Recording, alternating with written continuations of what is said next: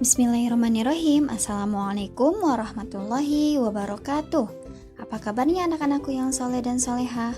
Semoga selalu dalam keadaan sehat walafiat dan selalu semangat. Nah, hari ini kembali lagi bertemu dengan Ibu di pelajaran Sirah. Hari ini Ibu akan melanjutkan pembelajaran yang minggu lalu tentang Perang Uhud.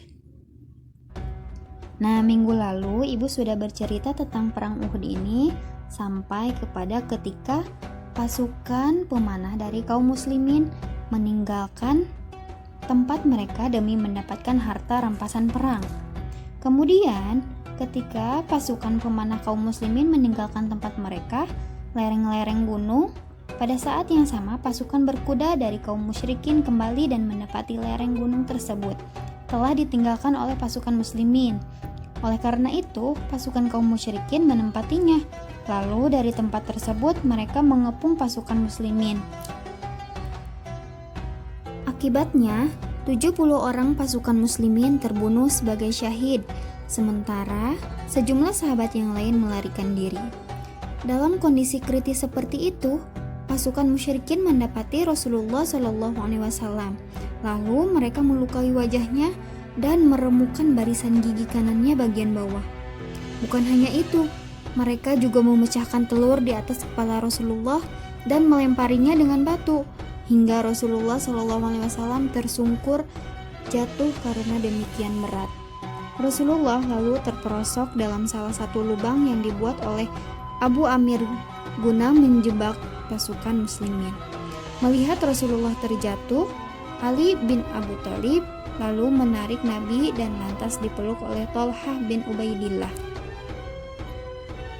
Tahukah kalian, pasukan Quraisy yang melukai Rasulullah adalah Amr bin Qam'ah dan Utbah bin Abu Waqqas. Namun ada riwayat lain yang menyebutkan bahwa yang melukai Rasulullah itu ialah Abdullah bin Syihab Az-Zuhri, paman dari Muhammad bin Muslim bin Syihab. Dia juga yang membunuh Mus'ab bin Umair radhiyallahu anhu, sehingga panji pasukan kaum muslimin diberikan kepada Ali bin Abi Thalib. Selanjutnya, 2 keping pecahan rantai besi penutup muka yang menembus wajah Rasulullah itu dicabut oleh Abu Ubaidah bin Al-Jarrah dengan giginya hingga 2 buah gigi serinya tanggal. Karena demikian, dalam 2 kepingan itu menancap di wajah Rasulullah.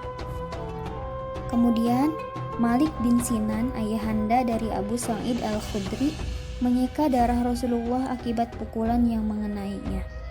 Pasukan musyrikin Quraisy terus berupaya mengejar Rasulullah, tetapi Allah Subhanahu wa taala menghalangi sehingga sejumlah pasukan dari kaum muslimin sekitar 10 personil menjaga Rasulullah dari mereka sampai mereka terbunuh. Kemudian Thalhah maju bergulat menghadapi pasukan dari kaum musyrikin hingga dia mampu menyingkirkan mereka dari Rasulullah. Lalu Abu Dujanah menjadikan dirinya sebagai perisai Rasulullah. Dia melindungi Rasulullah dengan punggungnya sehingga banyak terkena anak panah. Meski demikian, dia tetap tidak bergeming. Dalam perang tersebut, Qatadah bin An-Nu'man radhiyallahu anhu terkena serangan hingga pupil matanya keluar menggantung ke pipinya. Para sahabat hendak memotong pupil tersebut, namun Rasulullah SAW melarangnya dan mengembalikan pupil tersebut ke tempatnya semula. Lalu beliau mengusap mata Qatadah seraya mendoakannya.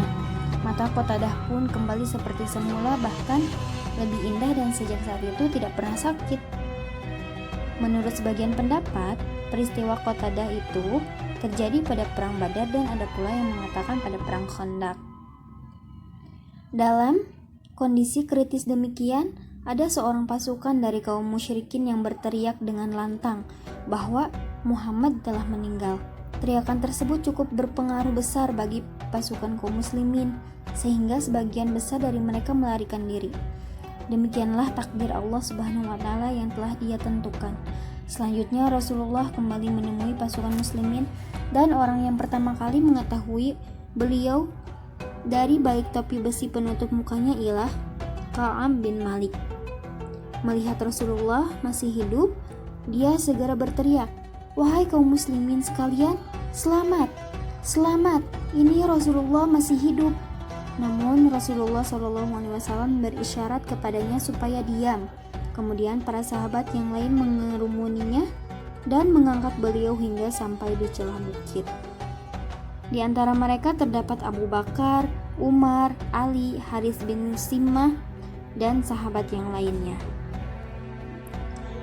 Ketika mereka berlindung di balik gunung, Ubay bin Khalaf berupaya mengejar Rasulullah dengan kudanya yang bernama Uz.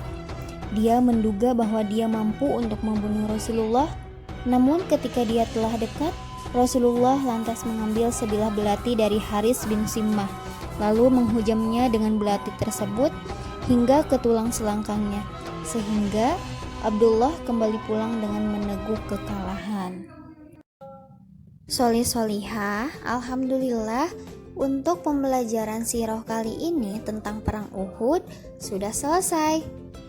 Semoga kalian semua dapat memahami apa yang ibu sampaikan dan dapat mengambil pelajaran atau hikmah dari kisah perang Uhud tersebut. Nah, selesai menonton video ini, silahkan kalian selanjutnya mengerjakan tugas yang telah ibu sediakan ya. Terima kasih atas perhatiannya. Semoga bermanfaat. Tetap semangat soleh-solehah. Wassalamualaikum warahmatullahi wabarakatuh.